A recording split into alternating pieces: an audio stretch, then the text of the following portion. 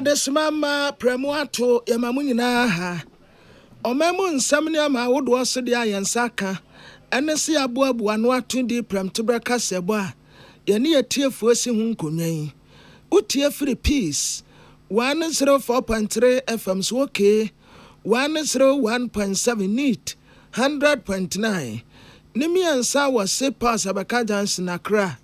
And what hello 101.5 FM Wadum Kumasi. Ghana man tam ye dunsia. Baby a woti enkan. Kasa fidie be said ye see eliminate the kwamnonia. Be said yasa. peacefmonline.com GhanaToday.com so abode ye tiefo benya bi ye akan. De de kase bonimu akotene biniye. Speaker of Parliament, Right Honorable Alban Samana Kingsford Bagben was signed to Mrashibedra Asetana Asheda Ayenim. As a result of the refusal of those who requested for the recall to show up, we are compelled to once again adjourn the sitting of the House. NDC amayoko no kyerɛ Electoral Commission register wode ema won no wɔn gitumu a enye yinti wɔn asade na ade ama no. We know that they cannot be an election without statistics. Ask them. Then they have statistics over there. If they don't bring the ballot statistics or the voter statistics and the summaries, we are not going to take the race. Vice presidential candidate ya oda NPP amayoko no Dr. Matthew Poku Prempeso de ato adehye wo mamprugu enim se obetai Dr. Mahmoud Baumia echipa na wasomomei sompa. Coming here is coming home. I do know that already I have pledged to support my senior brother. And we from Ashanti would make sure that my senior brother, Dr. Baumia, becomes the president. Vice presidential candidate ya oda NDC amayoko no Professor Jane Nana Opokwa Jimanso edi atudwa se baby ye NDC amayoko no womu enyina so pa womu to abamu womu pa no womu nyi womu yipemu de biara da. Let nobody ever say that the NDC neglects a stronghold. The other party that is claiming to come here, be very careful. Their own stronghold is crying.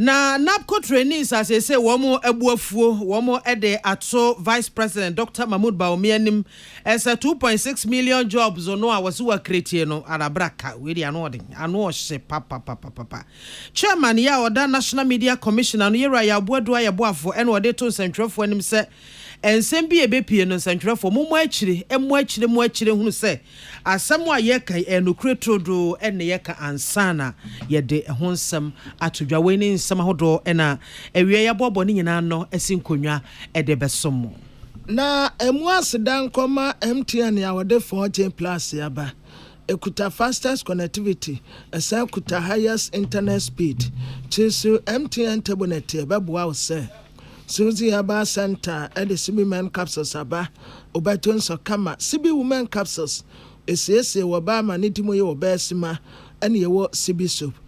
Said Makoya Dauruma, and say, a man saying Tiame Quabnama for Anna. Mame Biama Quafo, Afeye Moshina, young comra Shebe and Century or Tom Crafty Honomo, Emmanuel Akoli, Abba Homaso, Nienyan and Tia Yenyan says, Speaker of Parliament, Emra Sibe Jeffie, PM Penny, Right Honorable Alban Sumana, Kingsford Bagben, or two Emra Sibe Assetano Ashe debut. Na ye call Emmanuel Akoli. Akoli, where do Adaroma? Yamuahao. Araba call my high. Yeah. Hey, na ban say. Adia na kwaso boy nkomo. You Nathan Amuna Mote, say Brasilja for speaker. Na o na kakra abetwemu no speaker agene. Brasilja for sitting no. Senedi no o time prayer won. Isane. Adisra na say recall Adisra NPP Brasilja for. Now, Honorable Alex Tete, then Secretary, you know, as the command speaker. And I speak it now, so at the prayer one, the Omra. Now, on Betna, now, one more buy, you know. Speaker Rad Demo Honomono. Now, a NDC Masuja Pon Kwan and one demo. One more to there be a majority for Etna. And there be a minority for Tana, you be anti Honomo. NPP Masiviji ni baako krana uni demo ena speaker ebaya oma omo bom pa ye senior didi omo ye no womu wie no na ode tu wen nim say recall request no mo de tu ni nim no ena ogina so de tu nsa efre won inti oba ye yi no nipa dodo e wo demo ho aye NDC Masiviji ko nko ano womu form quorum na say number on betimi de atenase na mo se ba ne se omu bi tie gina ya omu ni sa ni pa dodo na omu betimi de eti gina ya no enna de dia parliament ebeba abetena se omu be ye wan adwuma omu bo krate bi omu frɛ no order paper na se nsɛm a omu ehu adwuma no omu tintimgu order paper ne so na omu ahwɛ so omu fi asemi so a na omu call the next one sa kopem se omu be wie de omu ye sa da no na a business committee of parliament ena womo ye order paper no ho ejima sa business committee no so no minority ni majority pinifo ewo committee ne so na speaker tire mu say ene oba ya obetena ase no ene no business order paper bie ni hodo mu a ya ye ho ejima de afre won a on be hwe so dia ye ejuma na se sadia na se business bie ni hodo mu mo be ye no ena number on be gina so na so on be take decision mo etumi gina so di take no so na ma no ni ho esane NPP Masiviji ko mu ni ho no ente no sania situation na tie no ejuma no entumi enkoso nti otu sitting no aseda kra indefinitely brofu yusu ye no owie ya no dem the former a born table ne so say and the sitting has been adjourned indefinitely. Then just with two assistant aseda we are na okay ya ko ya NDC Masiviji for no so Dr. Tufo Sindi when him any year kasa ye say one is very disappointed say NPP Masiviji for no ama na say woni mi aka say ye dia maybe some speaker kan send you speaker no di ema mo di say you me no wan kasa nwie yo honorable anya bia ubika say dom kasia no former dom kasia men kan za omo ama asetena wo dem ho na muhu omo ewo around bibisa oh yes omo ha say omo prayer nsɛmtwerɛfoɔ nti no omo say nsɛmtwerɛfoɔ nhyɛ no omo ne yɛn adegina Sauba Parliamentary fountain no baby a fountain no one. Next say chamber block building no. Parliament logo no bo elimu no. Steps no so hono no. Aye di we mu no. Hono omo so mbe gina na omo ne aye nsɛmtwerɛfoɔ nhyɛ mu no. Omo be so bia mu so omo ba parliament. But omo amba chamber hono mo. Na say omo ama chamber ho anje so omo ama parliament no. Yes, that is the meaning. Inti no cafe be in Central Shimo na Shafia. A Shafia majority NPP Masiviji for no need in Central no kasa. But okay. The people become a name of okay, and ya odi akona kokotie na ne be free ma babia no what ya na so na ya dia 24 enim. Na yentie Speaker of Parliament said you see sore asetena eso no.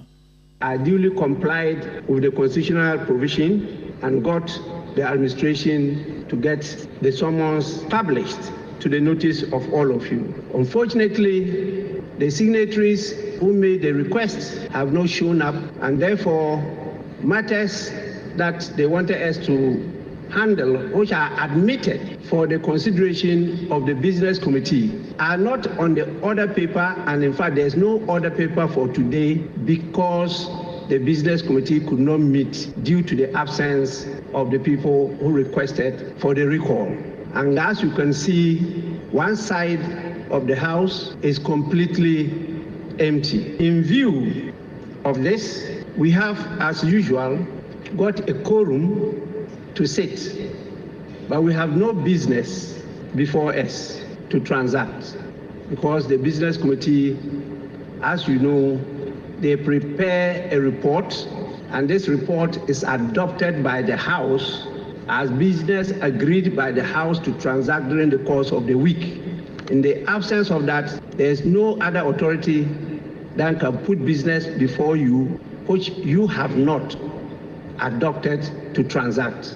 In view of the failure of the business committee to sit as a result of the refusal of those who requested for the recall to show up, we are compelled to once again adjourn the sitting of the House. Knowing the challenges we are facing, it is not advisable to be adjourning from day to day. And so I'll proceed once more to adjourn the meeting indefinitely. And the meeting, this extraordinary meeting, is accordingly adjourned.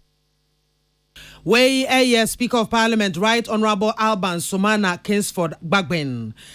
Na yatwasoko ensamfoforo emua enra Electoral Commission etonsa edefre amayuko ahodo ne sentwefo se womra na voter register no de yawie kura ne kura mu no enipa dodo ebeto aba ne honkro ne banyina ewomu no womra na womo emeje na womukopie mu ewo no Electoral Commission de voter register no ema womo de broni beka se soft copy a yem print yenti no ewo pen drive so anase flash drive so na wode MMA obia mayoko MPP NDC lanchere matin ayi movement for change ene wo mo keka ho nyina na wode ma won no ene wo mo yese wo mo ebehwe ebo akira hwe adekora ewo saa flash no eso na wo mo kohwe na ebidie ewo so ebinso die ohaw kakra ewo ho na wo mo yese ne saade a yensiesie ma wo mo nti Electoral Commission no akra yese wo mo do hwere na wo mo ntimi nkeka ne mansie ni na fe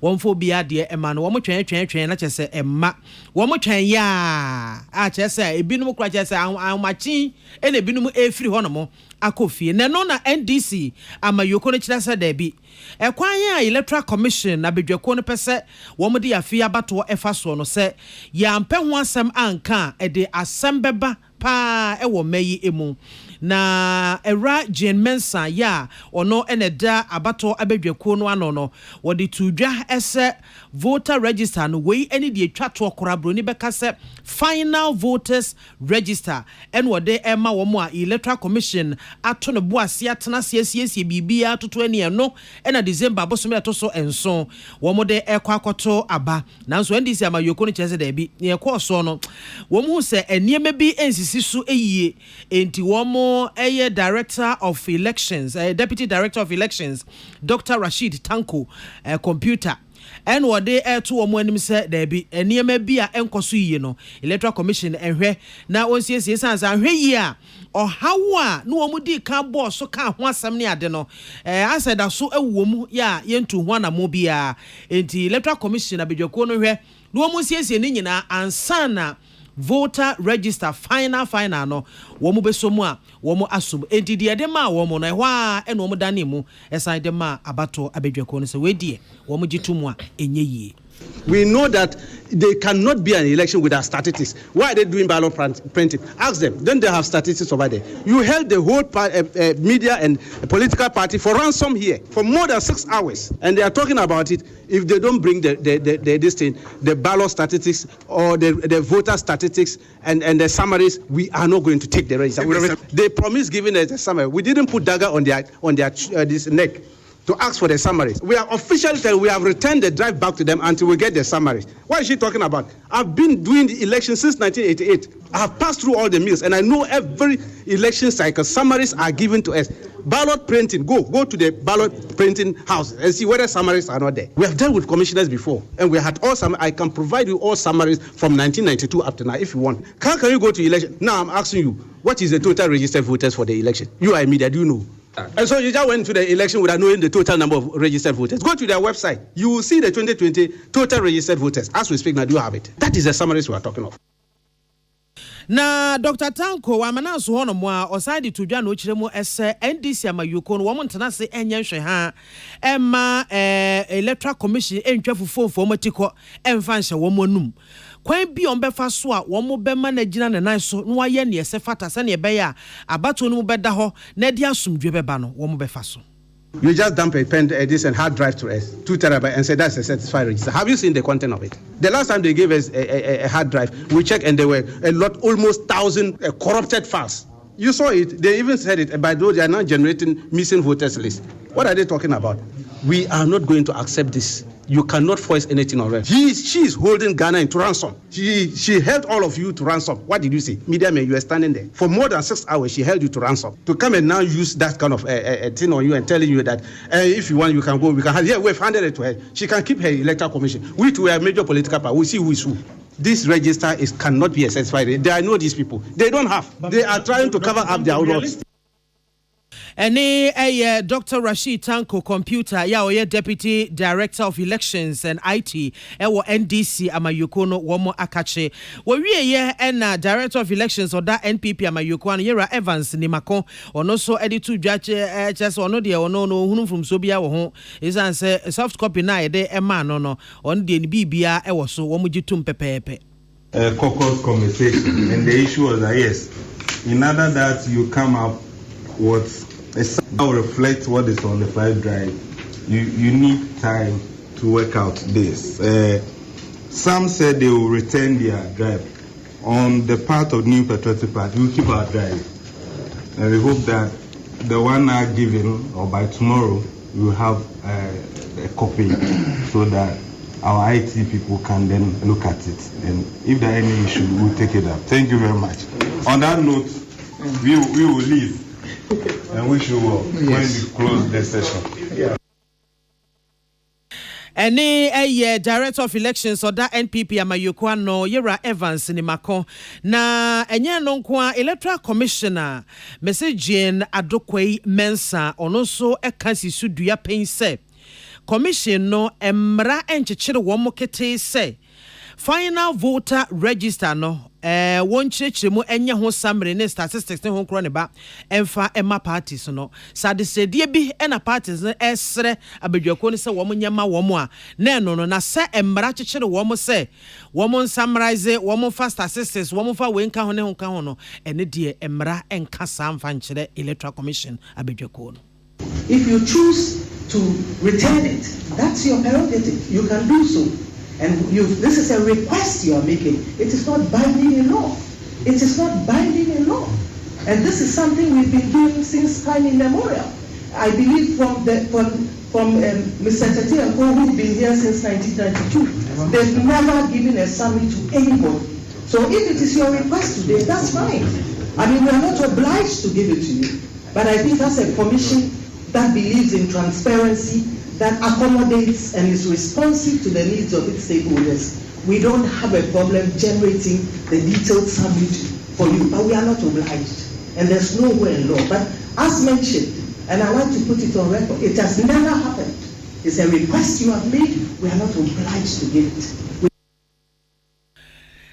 Na enuachi ena utimu se anobaba ye kakra ekoso ewo message Jane Mensa ena fe amanyoku ahodo no a ewo no entem nti ne krakra mu no Jane Mensa editu dwa ese se ne ebeya bibia mu beda ho na obi akoma ebeto ne yem no commission ne befato no ho so na statistics no a parties ne ehwehwe ene summary no a wo mo ehwehwe no wo be ni nyina kama aboa na womo de amane political parties no hwebe enkosi enne ewiye.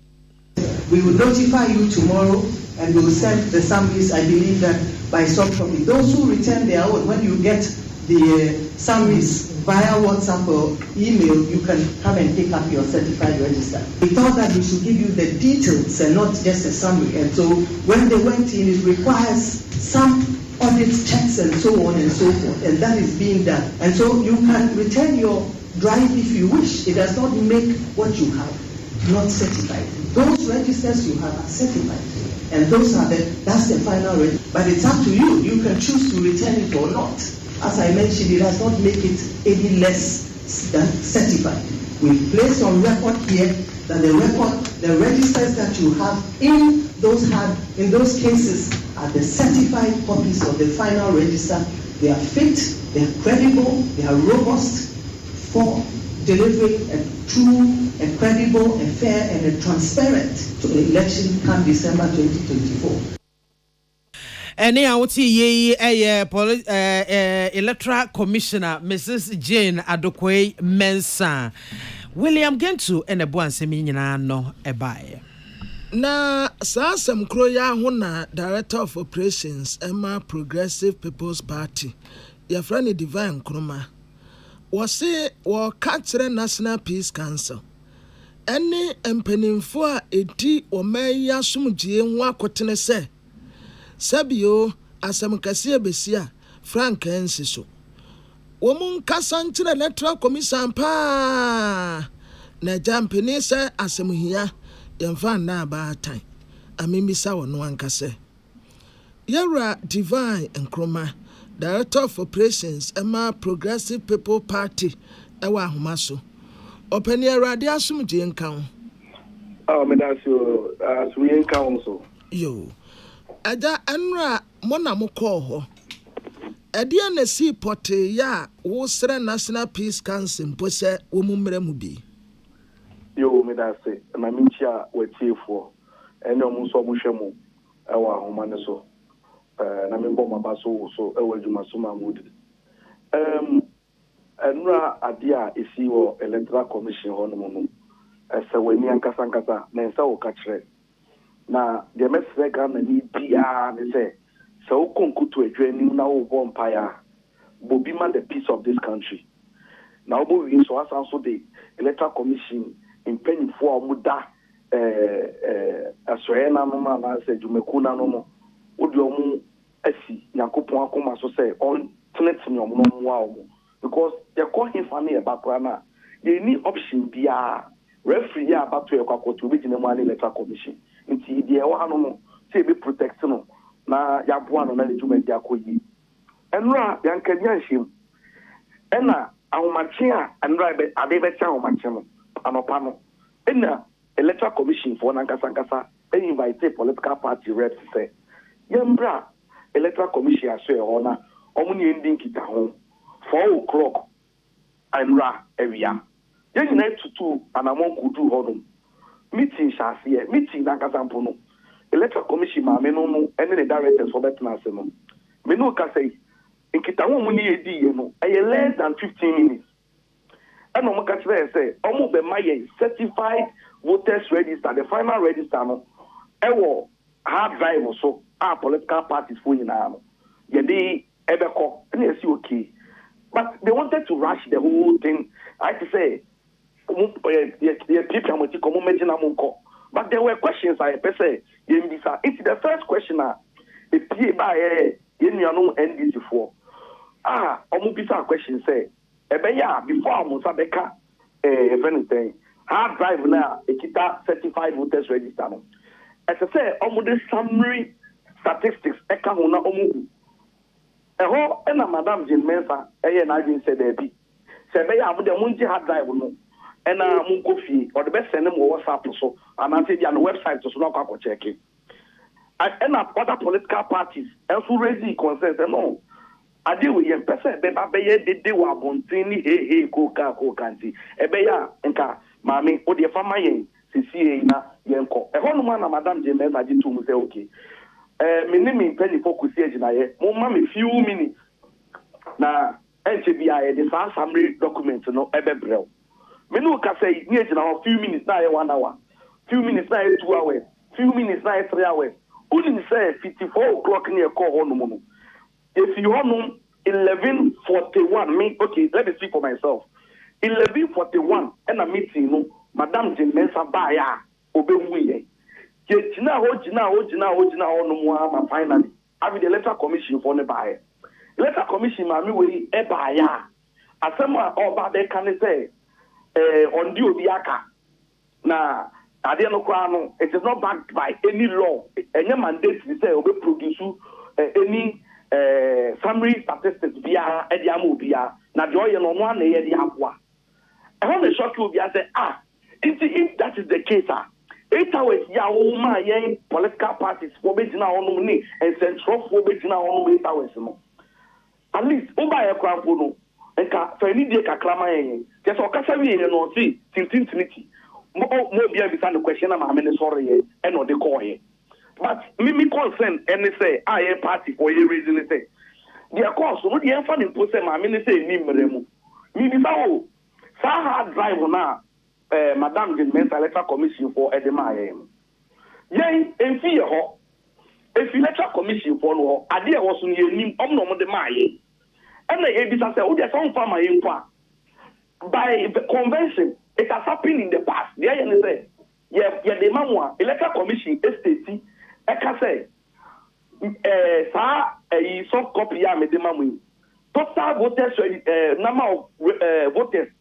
number of voters are already standing so no so and so no we're breaking it down say me say o call region where you say ya dey anu keke e na eka it will cast actually and say bia finally munya total voters register no na manimia na ye den because we no ka say see soft copy no e di go fie na say ye call mimi PPP me ko check me die na me die e different and I said any Electoral Commission record somewhere ebo ebra o me ka say me na me delete and I say me na me de me saka and I say different and then ye de be match our records now mo dia maye no because we look at say right at the Electoral Commission premises no the movement for change for alantramati na na ohini tomu omo hard drive no ye de ma omo no unim say initially omo de be show omo so omo de laptop na de ni it is how say one fast statistics jama no kofia na e corrupt ya dey no be compare we is this so difficult for Madam Jane Mensah ebe account for no be catch Ghana for so okay your registration nipa do say because even at the provisional level no time provisional voters registering now no providing numbers every presentation you could be providing and then a final one they don't person the numbers no ebe man any so this were the legitimate questions ye bisa maame no he treated us like students say in color or kasa bi no sorry no snob you bia and let me tell you odi obisa wo send shop e koya it was very disrespectful I just say on phobia yeshi and I don't know how to explain it but me see achia na so mbu ye betumi aboa Electoral Commission ma me no ma why dey to me yesre no baby ya keka akodu no ma ye nko ye bibi basabasa bia ye be frɛ say offer the to and to the beto na the so ye no onye minim kunipa akọ ne kodi nkomo obeka ten all of a sudden say o fear obeka kan answer me kire it's the end the can say peace council for the stakeholders for omu ni kasa because hard drive dey fear on e buy ye mi no kasa this year ye hard drive ye this year ori a ora ni na so atene back ora ni na atene back it aya divine wo dia no ayede ma wo no mama yes wo dia na ayede ma wo no eno nso saa na eye wo di se me no be kasa this year de mai ye say ye copy ade em because drive no ebia enya dia obetina kasa wo jani na wo because wouldn't say when you try to copy I do baby and na so reverse and I can't say you to me copy ade ni na it's no we can talk to Electoral Commission why I want to set things yes to me kan asem nkyerɛ unti obia okay we are fine now obia nkofie enya fine enya fair madam say no mututi enya school fu ya no mu yen na stakeholders ne wa agro ni mu it say ya metna honum na on kan recept na honum 8 hours oba o say waka say you obia nkofie nkoda on ka hwe ntiro obia e bi sa asem ko question na ogu afu na it say no and ra ubi sa say so na I see that na kasa no je Mike ni feel himself no close meeting me wa won we see a time fan ka hwe so antire common statistics into the kasa comprehensive book o the list keke say yeah, certified voters registered they beto abano. Nipa e wo so 18 million. So and so. Oksi MMI say, data cry say. How is that one so difficult to say? But the member principle no kekeka. But because you don't want to be held accountable, say you don't want us to measure you with anything, you know. When you try, see how look at it. NDC for the cattle some dey 18 million. PPP for the cattle the FSK here dey 15 million. So when the catch out any day 60 million and then I will be now so they are compare. Then you end up saying say yeah na idea saka document na say yeah ni enka no kore. It's so fair. Divine bo am kakra o. Na cha say ade no a ye de amamo no. Voter register no. Enim say bia memfa Greater Accra region in example.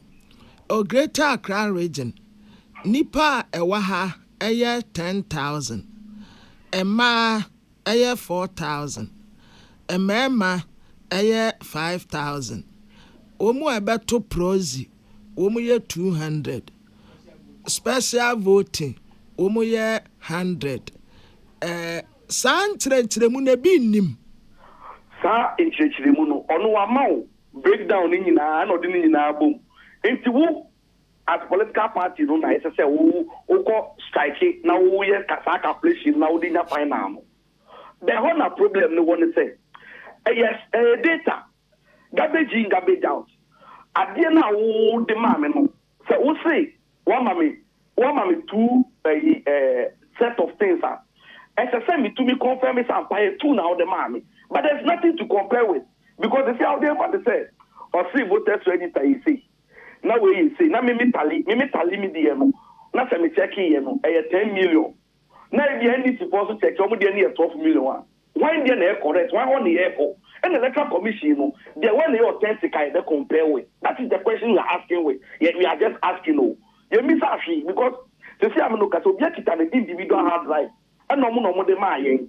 And I yen near be tally breakdown. Almost the sa diamano was so ye. I was so who playing ebia ubia who play. Now list of transferred votes ni now one so it's dealing the details in the but you get the total breakdown there one more excessive way you say. But I'm not say one shot no be different but you know at the time when the Electoral Commission the Electoral Commission to me catch there and say na total 18 million. So I could check out the numbers one. What to me draw Electoral Commission attention. So I could check and so what to me draw attention. But see here me see here me share me say they are compared day. Me say they are matching day. Say no right now say no right. They measure day. That is the question you are asking the Electoral Commission. And we expect that at least one meaning Ghanaians to understand say we don't and this will be president they are entering Electoral Commission also say me I don't even like that. Obi only me I'm a quiet pack. I don't usually talk. But what happened yesterday, it shocked me to the bone, to the marrow. And that's strong with statement where I think that we must tell the Electoral Commission woman and say, Ghana for awesome. And I said you all know I said the you say Bissau, not say oh Muslim, but you don't know the person. Abusiafo the artist Okaseye, Director of Operations, Progressive People Party, Divine Nkrumah. Vice Presidential Candidate ya oda NPP Amayuko ano Dr. Matthew Opoku Prempeh ede ato mampurugu maihene indung na yiri na bohugu Abdullahi Sheriga ena fadishe wo mampurugu nyina enim se obe na famudi bia ede atai NPP Frank Tuni Dr. Mahmoud Baumia echi se ne beye afi abato no womo ebedi nkunim ewomu ode sansem nyina tudwa ewo Brown na regional campaign tour di kopie mu ewo na Lergu ye wo North East Mantam no emu na ofaso edito adihye ni nyina enim se asanteman awiata so ombeto aba no ede ama Dr. Mahmoud Baumia amana ba be mampanyia na omanfo ewo na Lergu ne mpota mu so enya hotoso ne gidie wo ne mu se obetai na chi ama eniso ade hunu no abem. I encourage you to prioritize the development of our country's new regions, including the Northeast region. This kingdom, which has a proud history, is also filled with potential waiting to be realized. Development in this area will uplift not only our people, but also contribute to strengthen the unity of our nation. My dear son, this is an election year, and as a father, I want to entreat you to continue your good policies and work and do your campaign devoid of insults as you have started. And I pray that the gods and people of Mampurugu will continue to support and rally behind you as you partner with my dear son to see to it that the coming election comes in good faith and victory shall be yours. I was young for and no more far and chaye and no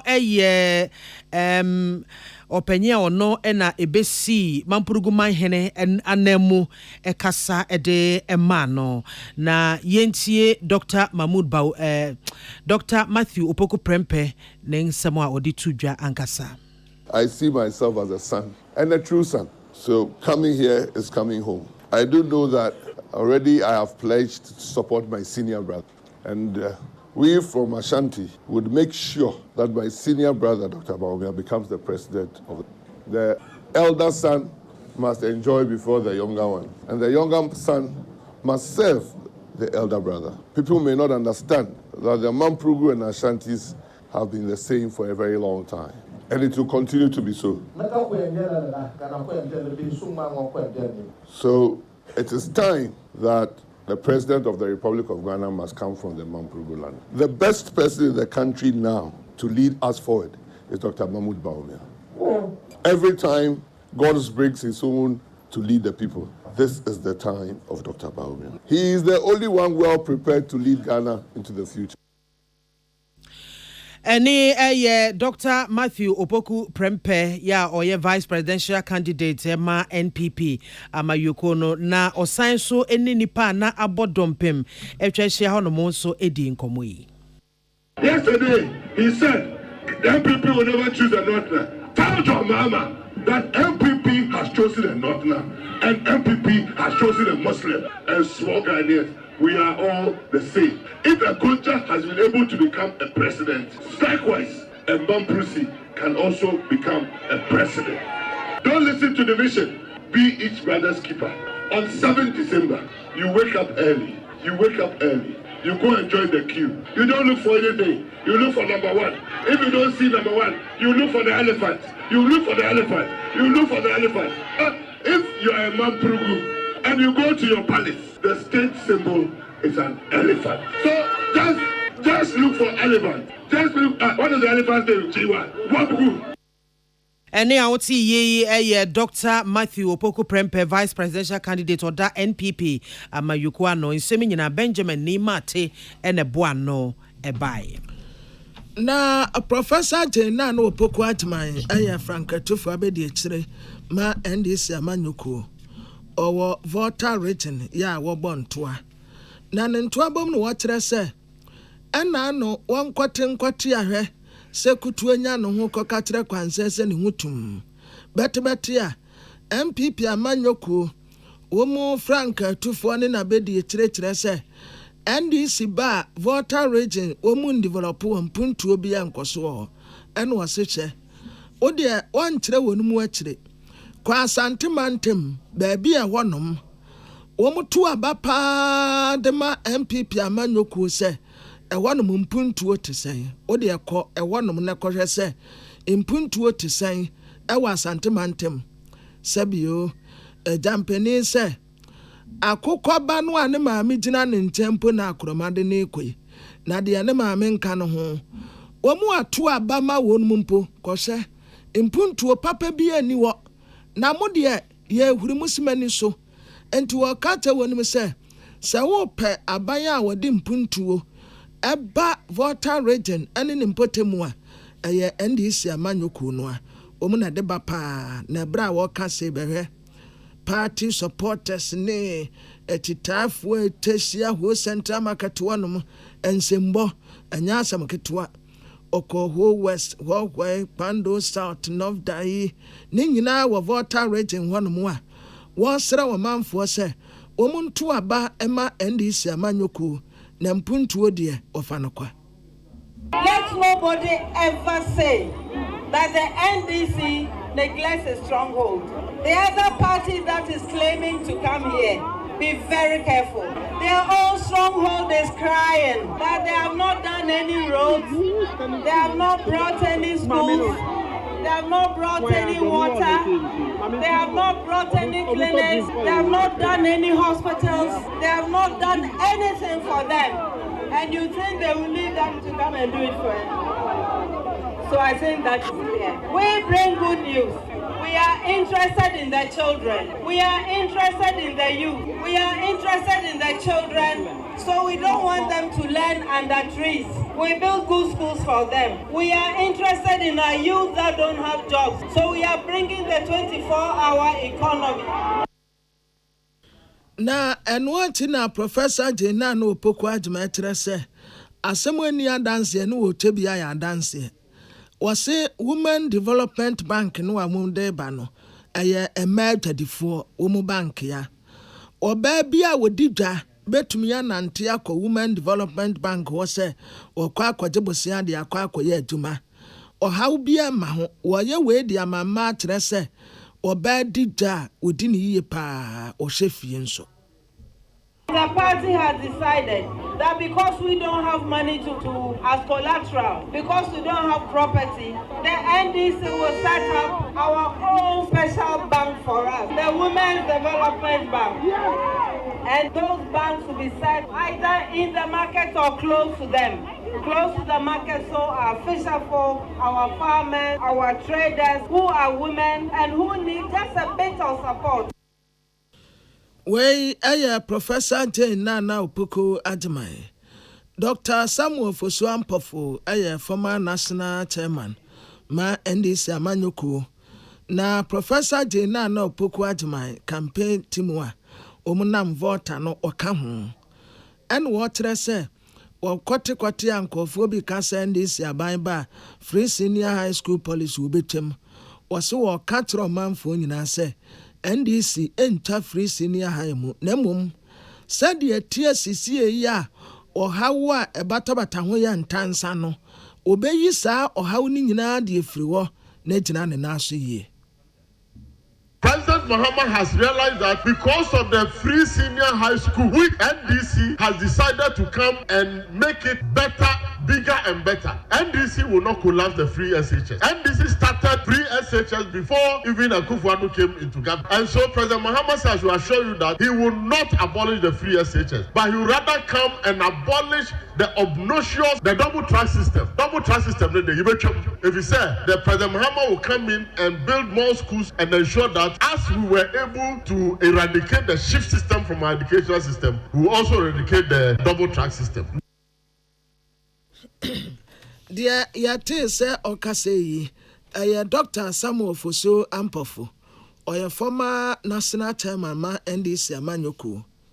Na Parliamentary for our Pete traditional area, Osaya President ma Pete traditional council who West constituency, Togbega at Dom the 5th, and Parliamentary. Was say and fear watching. Ya MPP aban betena kunaswe omoye janka sa impuntu brabewe the NDC da wonum si wono se wo musi wo mu abisi mu anie impuntu oba ni eta wonum aja impuntu oba ni eta wonum aja entiti a wo mte wono o ma ya sa papa na wote asubura no hono wo tan se wo bofo beba ba hunu nsuo na NDC aba said ye be ya wo mu behu development.